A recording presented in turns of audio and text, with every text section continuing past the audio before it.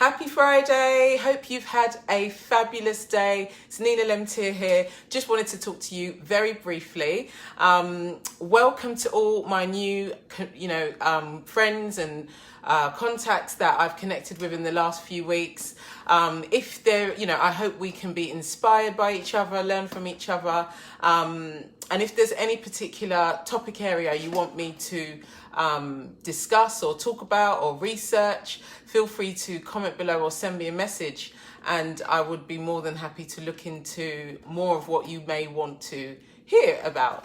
I was actually talking with a friend, and she was just kind of, saying, she's tired of drifting in and out of so she wants to pursue her hobby business, but she has to keep getting jobs, and she's kind of going from job to job because she's not able to really get her income up to where it needs to be so that she doesn't need her job. So she was just saying, how she was asking me how I've managed to only be self-employed for, it's been probably 20 years plus. I've always been self-employed. And she was just saying, how amazing that is. And I was saying to her, well, actually, 3 years out of that, I couldn't afford to pay myself. So I was living on handouts. So it's not as glamorous as it may come across. But yeah, I've not drifted in and out of jobs or anything. I've been fully self-employed for over 20 years. It's not been easy, but it's been worth it. And I just wanted to share why I got, involved to be an entrepreneur and be my own boss, and share three top things that you should maintain if you are already working for yourself, and if you're considering transitioning from a job into your own dream, your own business, then these three things you should really, really write them down and and stick to them. So what does it mean to, why did I want to be my own boss for over 20 years? The first thing is I am very hardworking. I literally I get it from my dad. I have a bit of, it's probably OCD. I do it with cleaning as well. And I'm just I've got a different level of work ethic to the average person. And even when I did have a job, my boss at the time, when he got a promotion, he gave me a promotion to take me with him to his next project, because he knew that I would work really well with him. I'm the type of employee that was never sick, was never ill. Never sick, never ill. That's the same thing. Never taking time off work, to go anywhere. I was just so reliable. And I just thought, why not work for myself? So yeah, I've always pursued that.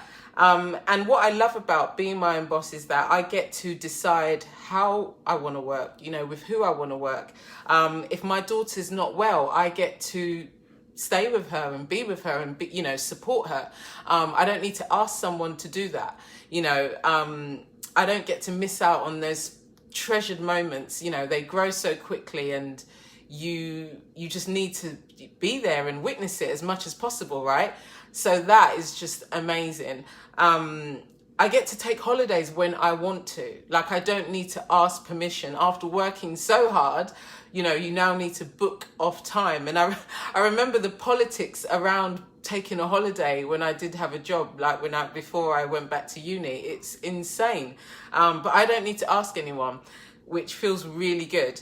And I also get to, work at my own pace. And as I said, if I want to work harder, I can work harder. If I want to give myself a pay rise, I can give myself a pay rise. It's just down to you, and I love that because, as I said, I work hard, and I like to work hard and play hard.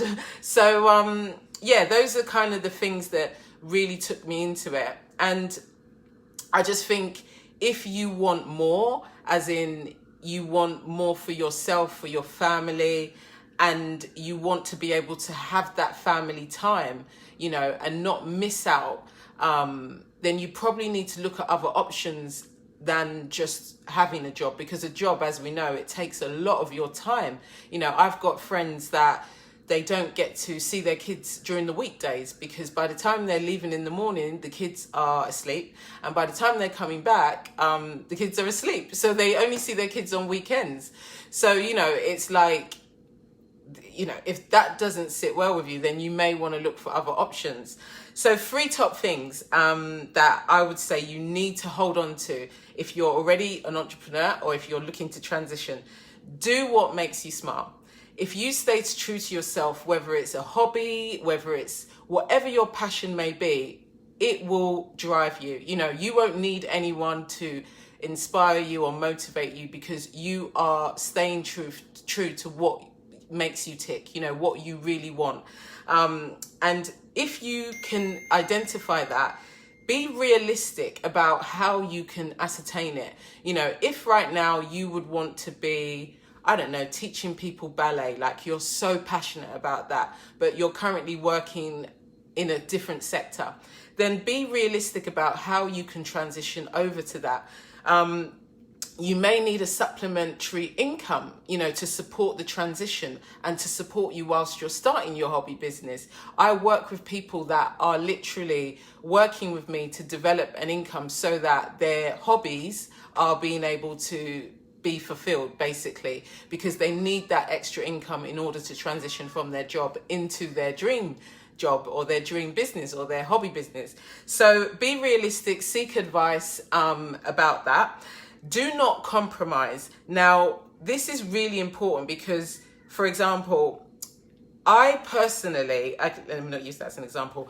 Let's use my friend Claire. So I've got a friend called Claire who loves to have fresh flowers every week. Now, her husband said it was a waste of money, and it really annoyed him, you know, the fact that she was spending a good £20 a week on fresh flowers. But that's what makes her smile. You know, that's what makes her happy. After her hard work, she wants to reward herself with fresh flowers. So do not compromise. If you are putting in the work, reward yourself with fresh flowers or with whatever it is that makes you smile. It's so important to not compromise on what makes you happy as a human being, because before we're, you know, women or mothers or whatever, we have to be true to ourselves. You know, we have to be really, really do what makes us happy. Okay, so do not compromise. And if you're working hard, then do whatever you need to do to make yourself happy. And finally, remember that you are enough. You don't need anybody to authorize your dream or confirm it or support you. You may even feel quite lonely.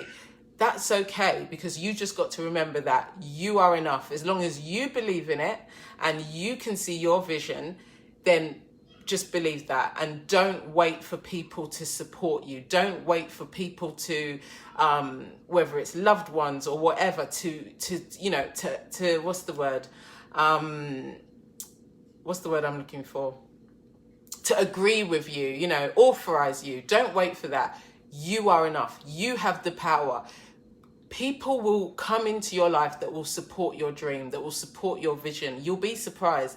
The moment your energy, your vibration starts to go onto that level, you will be surprised the people that enter in your life, and they will join you, they will support you, they will believe in you. And you'll be, as I said, you'll be surprised. It may not be people that you're expecting. It could be complete strangers.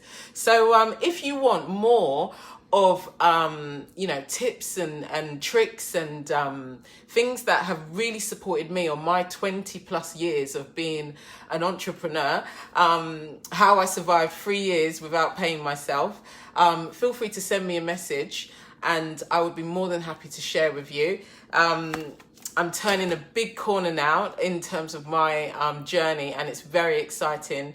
And I'm so excited to be sharing that daily, hopefully daily, with you guys. You know, you can come with me on my journey. And as I said, I'm not ashamed to say that I lived on handouts for 3 years. It's part of being in business. You know, sometimes it's hard, and then it's, you know, when it's good, it's good. When it's hard, it's hard. You have to embrace it all, isn't it? So thanks for joining me. Have a fabulous weekend and take care.